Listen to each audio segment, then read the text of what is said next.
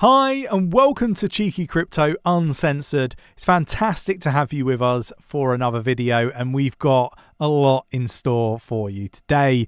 So much to cover off, lots on XRP, lots on Cardano and much more. If you enjoy this sort of content, mash up that like button, subscribe if you haven't subscribed already, tap in that bell, selecting all the notifications so you never miss a video.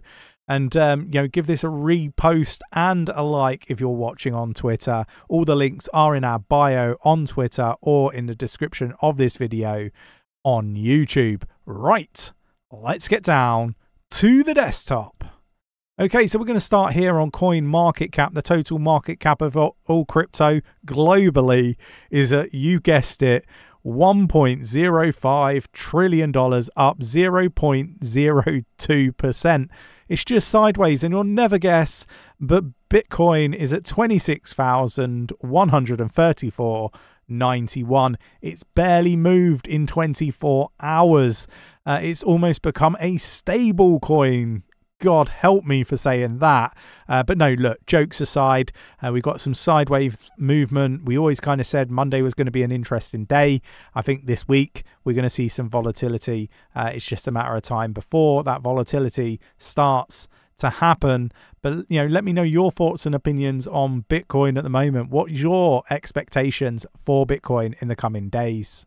So let's start by having a look at Cardano's ADA, likely entering the depression phase, according to an analyst called Benjamin Cohen. He's basically been comparing ADA to the downtrend of the Nasdaq in 2002 to 2003 to demonstrate that even after a large price drop, the extended bear market price could still suddenly plunge dramatically further after being rejected from the 50-week moving average. So look, interesting stuff, but things are really bullish for Cardano. I covered that in the previous video. We got Cardano's loss to base leads to zombie chain tag, and again, this is just more nonsense, isn't it? Really, it's been live just a couple of weeks, but build on base has already flipped Cardano in TVL. I do think that some of these people, are getting like a bit ahead of themselves. It takes time to build a decent project, and base is, it's in a position where they've got two huge companies sort of leading it, Coinbase, and then you've also got Optimism as well. So it is an interesting one. Like, I think base is fantastic, but I don't think we should be saying that other chains that it's flipped at the moment in a bear market are no good. Like, let me know your thoughts and opinions in the comments below. We've got XRP. Ripple awaits key SEC appeal decision amidst Coinbase case developments. Investor sentiment hangs on the balance as Ripple prepares to file opposition to the SEC's motion for appeal, right? So look, really interesting stuff. We need to keep an eye on this lawsuit. We got Oman invest millions into crypto, and I think this is a really, really interesting thing. Obviously talking a little bit about religion in here as well. Not really my bag. I don't want to get into all of those sorts of things, but I think that it's really cool that they are investing in cryptocurrency. I think this is a real positive for the crypto space. And finally, we need to talk about Ben Armstrong. We need to touch on, the stuff that's happening over with BitBoy Crypto's channel and what we're seeing, because this is probably the biggest news of the day. And like, part of me was like, is this a publicity stunt at first?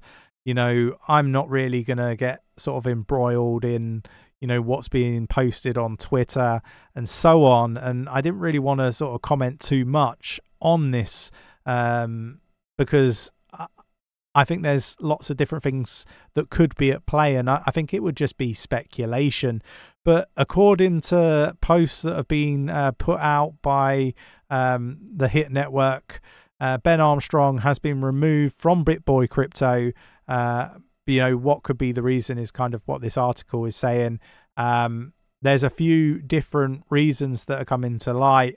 But again, I don't know whether there's really any truth to what's being said. And I think I'm in a position that many people watching are not in when it comes to being in a crypto business, exactly the same as like 𝗕𝗘𝗀𝗰𝗍𝗀𝗧's channel.